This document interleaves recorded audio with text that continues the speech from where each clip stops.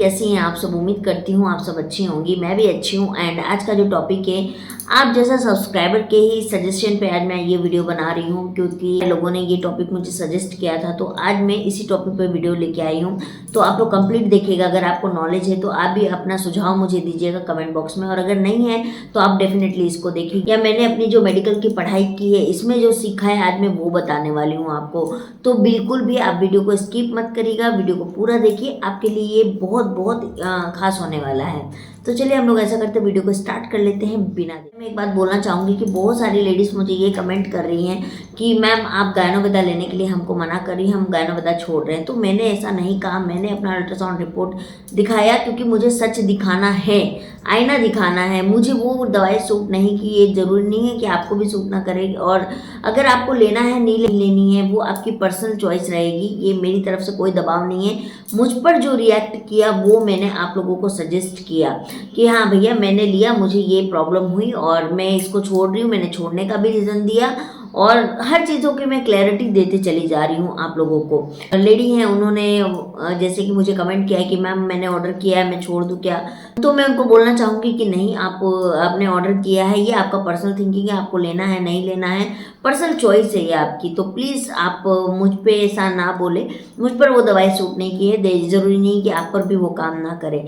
तो ये क्लैरिटी थी। दूसरी क्लैरिटी मैं और करना चाहूँगी कि वेदास केयर की मेडिसिन लेने के लिए मैंने किसी को भी नहीं बोला है, प्रेशराइज नहीं किया है कि आप वेदास केयर की मेडिसिन लीजिए। आपको क्या लेना है आप वो लीजिए। मैं वेदास केयर ले रही हूँ क्योंकि मुझे वेदास केयर से फ़र्क दिख रहा है और मैंने लेके अच्छा काम किया, क्योंकि मुझे जो चेंजेस चाहिए था वो मैं कर रही हूँ। लेकिन हाँ, सिर्फ मैंने मेडिसिन से ये चेंजेस नहीं पाया है, इसके लिए मैं योगा, एक्सरसाइज, डाइट, तीनों चीज़ों को फॉलो कर रही हूँ।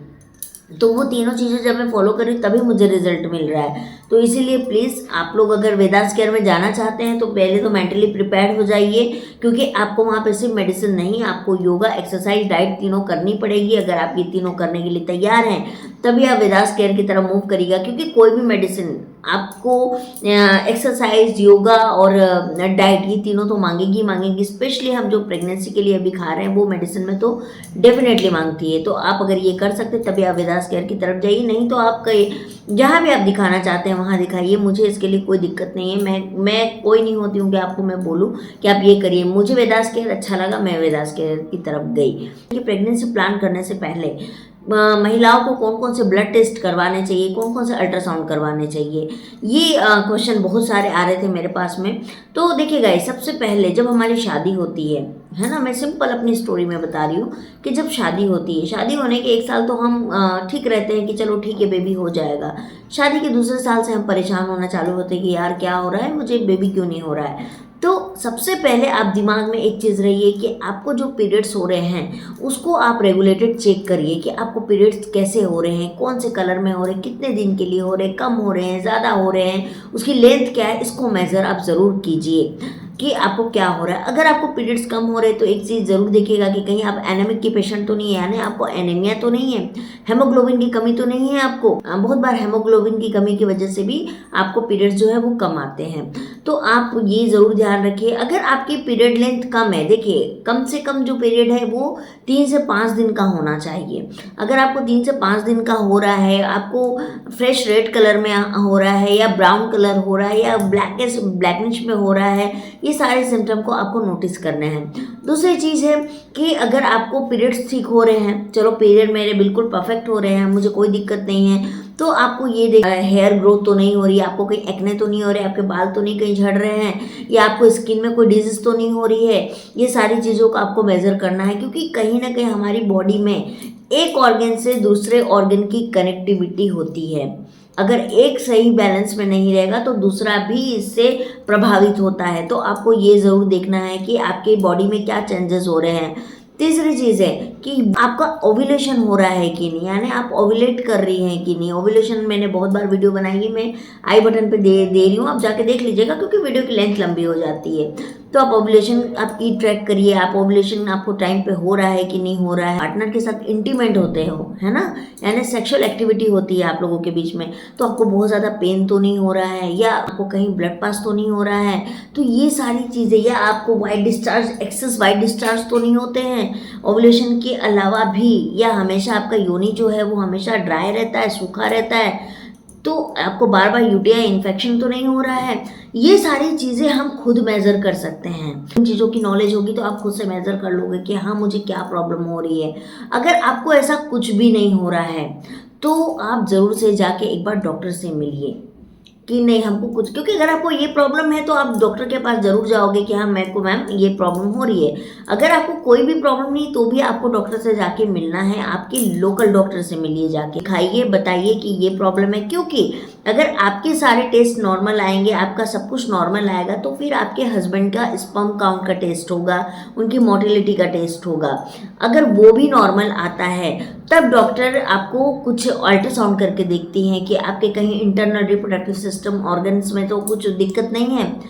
आपकी एएमएस टेस्ट होती है उसके बाद कि आपका एएमएस लेवल क्या है, जिसे एंटी मिलेनियन हार्मोन टेस्ट बोलते हैं। इस टेस्ट को करके पता लगाया जाता है कि आपकी ओवरी में एग कितने हैं, हार्मोन टेस्ट किया जाता है जिससे आपके एएमएच का लेवल पता चलता है, एग कितने हैं ये मालूम चलता है। अब वो भी सही है आपका, तो ये देखा जाता है कि आपको कहीं एंडोमेट्रियोसिस की प्रॉब्लम तो नहीं है, पीसीओडी की प्रॉब्लम तो नहीं है, और ये सारी चीज़ें जो हैं वो अल्ट्रासाउंड से पता लगाए जा सकते हैं कि आपको कोई प्रॉब्लम तो नहीं है। जैसे टीवीएस करके एक अल्ट्रासाउंड होता है, उससे पता लगाया जाता है। डॉक्टर लेप्रोस्कोपी लिखती हैं, लेप्रोस्कोपी के द्वारा भी पता लगाया जाता है। लेकिन सबसे ज़्यादा इम्पोर्टेंट ये है कि अगर आपको कोई भी प्रॉब्लम इससे रिलेटेड है तो सबसे पहला जो चीज़ आपको करना है वो है आपको आपकी डाइट कंट्रोल कर लेनी है।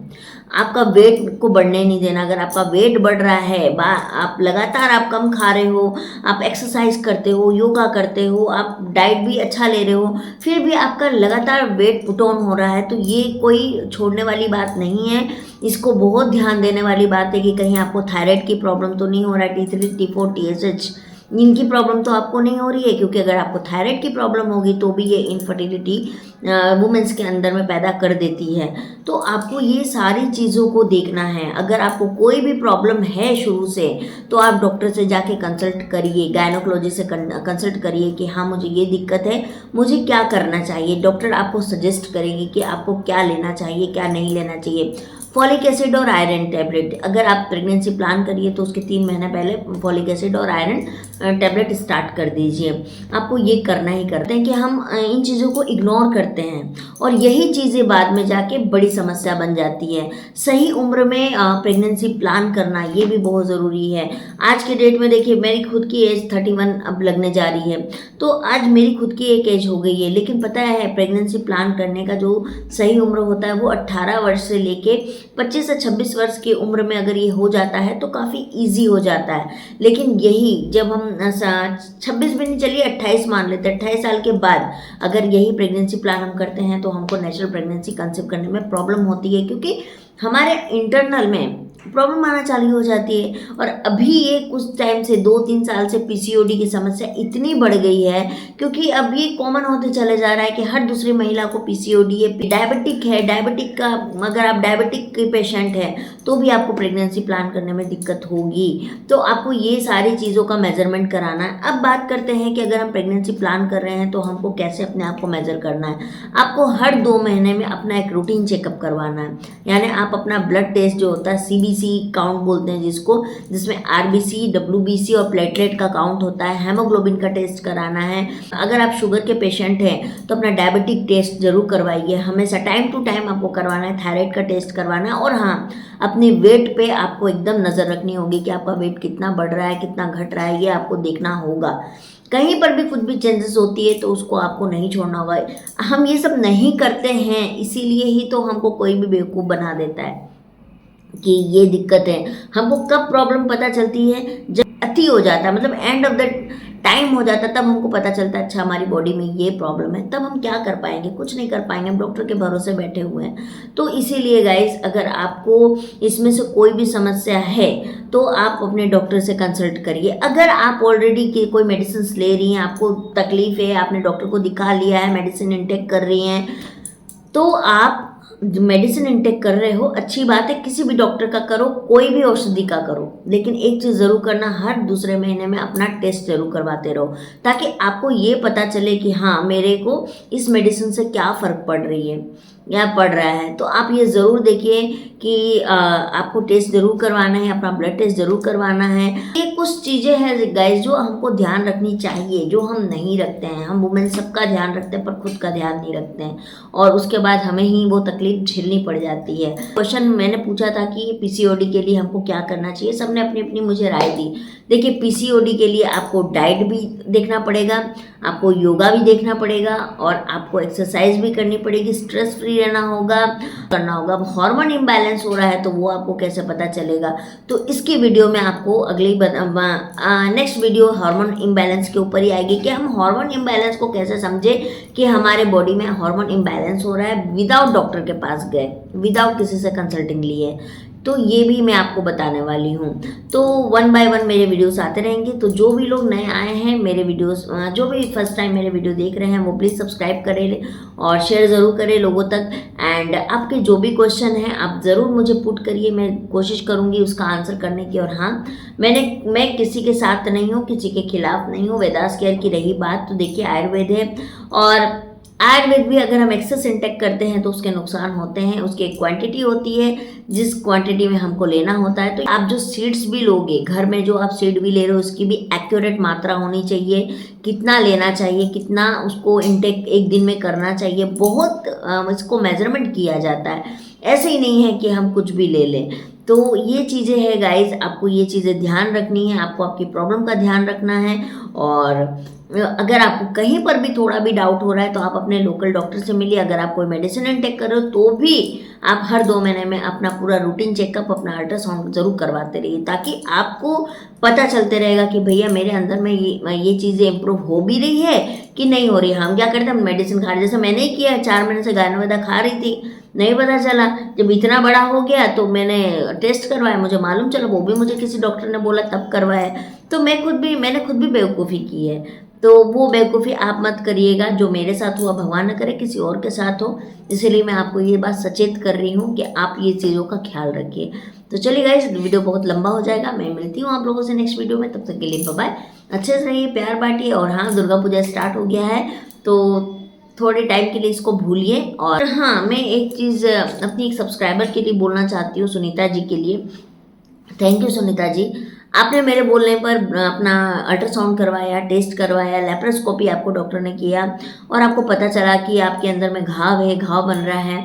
तो आपने मेरी बात मानी, इसके लिए बहुत बहुत धन्यवाद। आपको बोलते हैं ना कि बहुत जल्दी पता चल गया कि प्रॉब्लम क्या चल रही थी, तो आप जल्दी से ठीक हो जाइए। आपके कमेंट का मुझे वेट रहता है, और आप जल्दी से ठीक होकर मुझे बताइए कि अब आप कैसी हैं और अब आप पहले से कैसा फील कर रही हैं।